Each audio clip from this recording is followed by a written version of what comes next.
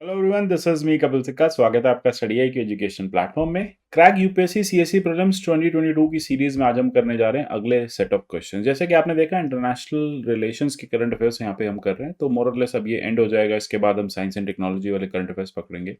तो अभी जैसा कि मैंने आपको प्रॉमिस किया हुआ, 1000 क्वेश्चन यहाँ पे होंगे ही होंगे। यहाँ पे एनवायरमेंट, इकोलॉजी, करंट ट्रेंड के अकॉर्डिंग क्वेश्चन डिस्कस किए जाएंगे। जितने भी इंपॉर्टेंट टॉपिक्स हैं सब मैं आपके साथ डिस्कस करूंगा। आपको क्या करना है, आपको हर वीडियो का पीडीएफ में टेलीग्राम चैनल से डाउनलोड करना है। आप मुझे @कपिल सिक्का ट्विटर हैंडल पे फॉलो कर सकते हैं। बात करते हैं क्वेश्चन 581 की। Consider the following statement with regard to NATO Russia council. NRC के बारे में हमें चर्चा करनी है। It was created in 1997 as NATO Russia founding act, ठीक है, on mutual relations. Within NRC the individual NATO member states in Russia have worked as equal partners on security issue of common interest. आपको बताना which of the following is incorrect. देखिए, सबसे पहली बात है, 1997 में ये इस तरह से नहीं स्टैब्लिश किया गया था, और सेकंड करेक्ट है। ठीक है, तो ए इज द यहाँ पे 1 इज रॉन्ग आंसर, तो ए करेक्ट होगा। देखो, रिसेंटली क्या हुआ, नॉर्थ अटलांटिक ट्रीटी ऑर्गेनाइजेशन और रशिया ने डिस्कस किया ऑनगोइंग सिचुएशन को यूक्रेन में, और इंप्लीकेशंस बताए किस तरह से नाटो रशिया काउंसिल पे ये इम्पैक्ट डाल सकते हैं। ब्रसल्स में इसकी चर्चा हुई थी। एनआरसी को नाटो रशिया समिट 2002 में एज अ डिक्लेरेशन साइन किया गया था, NATO Russia relation a new quality. Rome declaration ने यह कहा था कि कुछ गोल्स एंड प्रिंसिपल्स होंगे। 1997 में इसकी चर्चा की गई और इसी पे बेसिकली इसको आगे बढ़ाया था। ठीक है, तो यहाँ पे आप देखेंगे कि रोम डिक्लेरेशन जो है वो गोल और principles of 1997 NATO Russia founding act on mutual relations पे आता है, और यहाँ पे ये कहता है कि फॉर्मल बेसिस जो है रशिया रिलेशंस का रहेगा। अब एनआरसी को एनआरसी ने रिप्लेस किया परमानेंट ज्वाइंट काउंसिल को, जो कि फोरम था 1997 का। यानी यहाँ पे आप देखेंगे क्या गलत है, यहाँ पे है परमानेंट ज्वाइंट काउंसिल। ये आई थी 1997 में, और इसी के बिहाफ पे इसको हमने 2002 में स्टैब्लिश किया। क्लियर है। With regard to North Atlantic Treaty Organization, consider the following statement. ये एक मिलिट्री अलायंस है जो कि 1949 में स्टैब्लिश किया गया नॉर्थ अटलांटिक ट्रीटी के नाम से। की प्रोविजन ट्रीटी के यही है कि कोई भी एक मेंबर, ठीक है, या अलायंस मेंबर यूरोप का, नॉर्थ अमेरिका का अटैक हो जाता है तो वो माना जाएगा सब पे अटैक है। करेंटली इसके 30 मेंबर्स है, लेकिन हमने देखा कुछ मटेरियलाइज यहाँ पे हुआ नहीं। All are correct. देखो, यही था इसका कि नाटो जो है वो डेमोक्रेटिक वैल्यूज को प्रमोट करता है, सिक्योरिटी रिलेटेड इश्यूज की बात करता है, ट्रस्ट बिल्ड करता है और कन्फ्लिक्ट को प्रिवेंट करता है। मिलिट्री अलायंस है जो कि नॉर्थ अटलांटिक ट्रीटी यानी वॉशिंगटन ट्रीटी के नाम से भी इसे जाना जाता है, 1949 में साइन की गई थी। ये कमिटेड है पीसफुल रिजोल्यूशन ऑफ डिस्प्यूट, और ये कहा गया है कि कोई भी एक कंट्री के अगेंस्ट अगर कोई भी अटैक हो जाता है, ये उसके कलेक्टिव डिफेंस क्लॉज में लिखा हुआ है आर्टिकल 5 में, कि वो मैंडेट रहेगा सारी कंट्रीज का उसे प्रोटेक्ट करना। ठीक है, अगर एक पर्सन पे एक अलायंस पे अटैक है तो उसे माना जाएगा 30 के 30 मेंबर्स पे अटैक है। तो यहाँ पे आप देख रहे हैं ये इसके 30 मेंबर्स हैं, तो Albania, Belgium, Bulgaria, Canada, Croatia. तो यहाँ पे आप देख रहे हैं ईस्टर्न यूरोप के काफ़ी कंट्रीज हैं। इनफैक्ट जो पुरानी मेन कंट्रीज हैं उसमें यूएस, यूके, जर्मनी, फ्रांस आपको दिखेंगे ही दिखेंगे। ठीक है, तो ये है इसकी लिस्ट, और इसी लिस्ट को ज्वाइन करना चाहता था यहाँ पे Ukraine. Consider the following statement with regard to collective security treaty organisation. तो नाटो की तरह आया सीटीएसओ। अभी सीटीएसओ क्या है, CSTO, collective security trade organisation, treaty organisation, sorry. ये एक इंटर गवर्नमेंटल अलायंस है यूरेशिया पार्ट में। ये ओरिजिनेट होता है कलेक्टिव सिक्योरिटी ट्रीटी, जिसको ताशकेंट यानी उज्बेकिस्तान में साइन किया गया था। इसके करंटली 6 मेंबर्स हैं, उज्बेकिस्तान भी इसका मेंबर्स है। देखिए, हम बहुत ज्यादा फोकस कर रहे हैं नाटो पे, लेकिन हो सकता है आपसे UPSC other side of the story पूछ ले और आपसे सीएसटीओ पूछ ले। तो देखिए, यहाँ पे थर्ड जो है वो रॉन्ग है। थर्ड रॉन्ग होने से 1 and 2 राइट होने से बी जो है वो करेक्ट आंसर बनता है। देखिए, रिसेंट अनरेस्ट है कजाकिस्तान में, तो कासिम जोमट तोकेव में ये हुई है। तो यहाँ पे ये कहा जा रहा है कि प्रेसिडेंट से पूछा गया है कि आप Moscow led collective security treaty organisation को सपोर्ट करें। ठीक है, तो यहाँ पे लोग कह रहे हैं कि आप इसको सपोर्ट करिए, एक मिलिट्री अलायंस है। कौन कौन इसके पार्टनर? देखिए, कजाकिस्तान नहीं है, कजाकिस्तान चाह रहा है, वहाँ के लोग चाह रहे हैं कि आप इसको सपोर्ट कीजिए। Russia, Armenia, Belarus, Kazakhstan, Kyrgyzstan, Tajikistan, ये बेसिकली इसके पार्ट हैं। उज्बेकिस्तान बेसिकली इसका पार्ट नहीं है। ठीक है, तो ये इंपॉर्टेंट चीज़ है। तो आपने यहाँ पे देखा कि उज्बेकिस्तान इसका पार्ट है, तो ये गलत है। अब ये बेसिकली कब आया? देखिए, ये आया था कि जब कोल्ड वॉर ऑलमोस्ट खत्म होने को थी, तो वॉर्सो पैक्ट ने सोशलिस्ट स्टेट्स का एक अलायंस तैयार किया। सोवियत यूनियन ने बेसिकली ये चाहती थी कि भाई नाटो का भी कुछ हमारे पास हो, तो नाटो का एक आंसर उसको यहाँ पे मिला। ठीक है, लगभग रशिया और 5 उसके कॉमनवेल्थ जो इंडिपेंडेंट स्टेट्स हैं उन्होंने इसको साइन कर लिया, लूज क्लब की तरह इसको ज्वाइन किया और फाइनली ये 1994 में फोर्स में आया। ठीक है, इतना पावरफुल नहीं है, ठीक है, जैसा कि आप देख रहे हैं बाकी जो other side of the story powerful है। उज़्बेकिस्तान ने इसको 2012 में क्विट कर दिया था और तब से वो इसका मेंबर नहीं है। Consider following statement with regard to non proliferation treaty NPT की हम बात कर रहे हैं।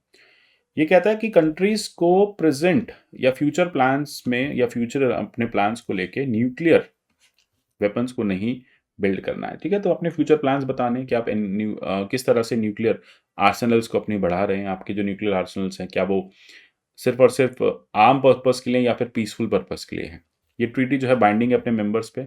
इंडिया इसका फाउंडिंग मेंबर है। देखिए याद होगा आपको, यही एक सबसे बड़ा इंदिरा गांधी के समय का क्राइसिस था कि हमने एनपीटी को साइन करने से मना कर दिया था। ठीक है, तो हम इसके मेंबर नहीं हैं।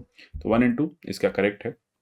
तो नॉन प्रोलिफरेशन की बात करता है, वो कहता है कि जो न्यूक्लियर वेपन्स है उसका स्प्रेड नहीं होगा।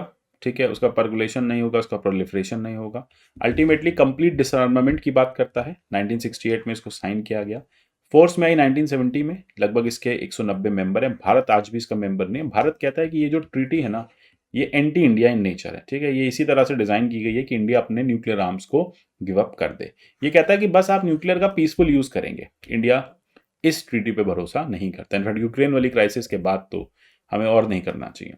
विच of the following describe kleptocracy. Kleptocracy क्या होता है? डेमोक्रेसी, मोबोक्रेसी, बहुत टर्म सुने। क्लेप्टोक्रेसी क्या होता है ये बताइए। ये एक फॉर्म ऑफ गवर्नमेंट है जिसमें पीपल के पास अथॉरिटी होती है कि वो डिसाइड करें, लेजिस्लेट करें। रेफर करता है जहाँ पे एक स्मॉल ग्रुप ऑफ पीपल जो है वो कंट्री में कंट्रोल चलाते हैं। देखिए ये ओलिगार्की होती है। ठीक है, सिस्टम ऑफ गवर्नमेंट है जिसमें एक पर्सन के पास कंप्लीट पावर होती है, वो मोनार्की होती है। ठीक है, यहाँ पे जहाँ अथॉरिटी लोगों के पास होती है ये डेमोक्रेसी होती है।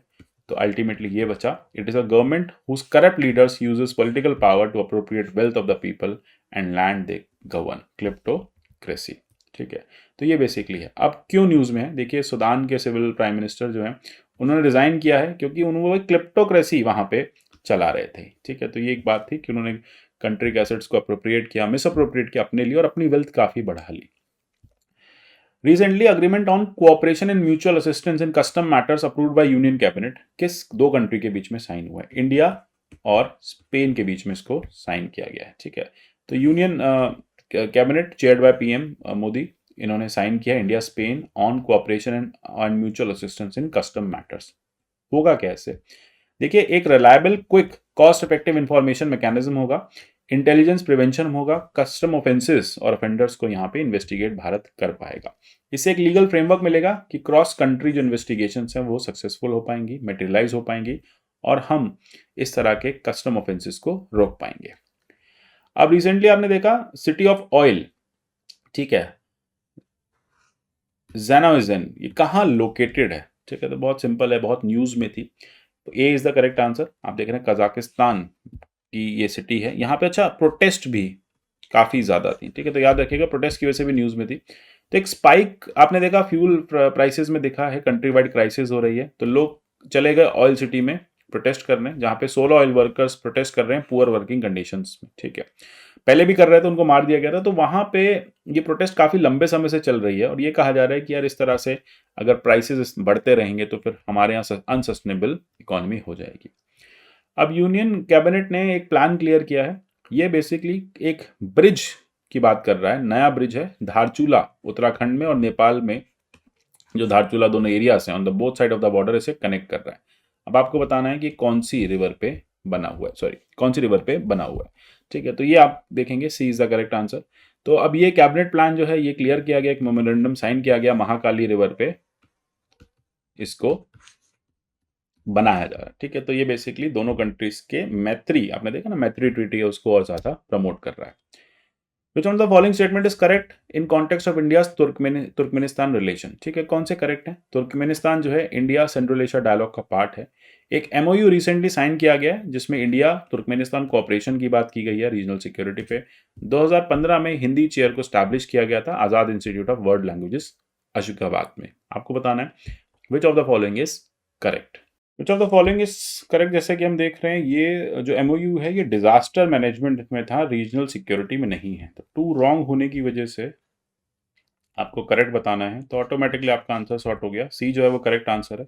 थर्ड मीटिंग है इंडिया सेंट्रल एशिया डायलॉग हुआ, मिनिस्ट्रियल डायलॉग था, ठीक है। तो इसमें सेंट्रल एशियन कंट्रीज जैसे Kazakhstan, Kyrgyzstan, Tajikistan, Turkmenistan, Uzbekistan, ये सब आई थी। फंडा क्या है, डिजास्टर मैनेजमेंट में एक दूसरे के साथ सपोर्ट करना। अच्छा, इंडिया की कनेक्ट सेंट्रल एशिया पॉलिसी है 2012 की, वो डीपर म्यूचुअल रिलेशंस की बात करती है। याद रखना, सेंट्रल एशिया कनेक्ट जो है वो भारत चलाता है। इस पॉलिसी के थ्रू हम इन सेंट्रल एशियन नेशंस के साथ अच्छे रिलेशन स्टैब्लिश करते हैं।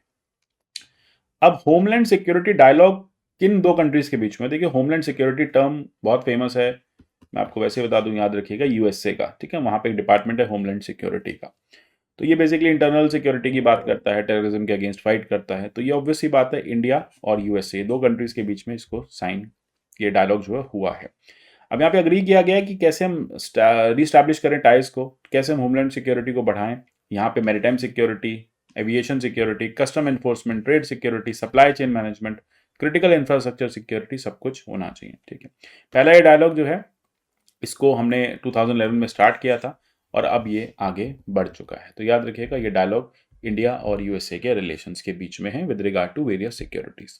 आशा करता हूँ क्लियर हो गए क्वेश्चंस। मिलेंगे अगले सेट ऑफ क्वेश्चन में, तब तक के लिए good bye, take care and God bless you all.